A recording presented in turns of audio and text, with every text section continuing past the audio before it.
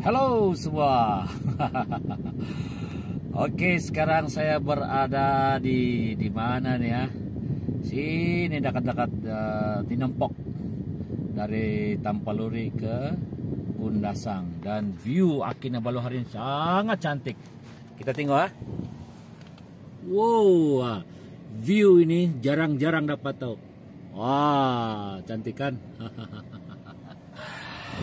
Oke, hari ini saya terpanggil untuk memberi respon kepada ada satu pertanyaan berhubung dengan insurans takaful ikhlas.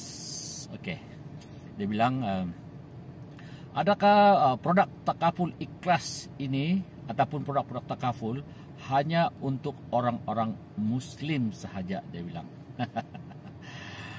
Gentlemen, tapi naik. Okey.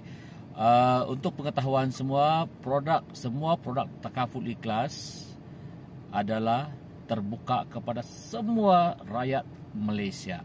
Okey. Dia umpama macam perbankan Islam, contoh Maybank, CIMB, Hong Leong kan, dia ada perbankan Islam. Dia hanya diurus tadbir berdasarkan undang-undang Islam. Begitu juga dengan produk-produk takaful ikhlas ataupun produk-produk takaful, cara pengurusannya adalah berdasarkan kepada undang-undang Islam, tetapi produknya adalah sesuai dan terbuka kepada semua rakyat Malaysia. Jadi jawapannya terpinai ialah produk takaful ikhlas terbuka kepada semua rakyat Malaysia yang berumur 18 tahun dan ke atas. Terima kasih.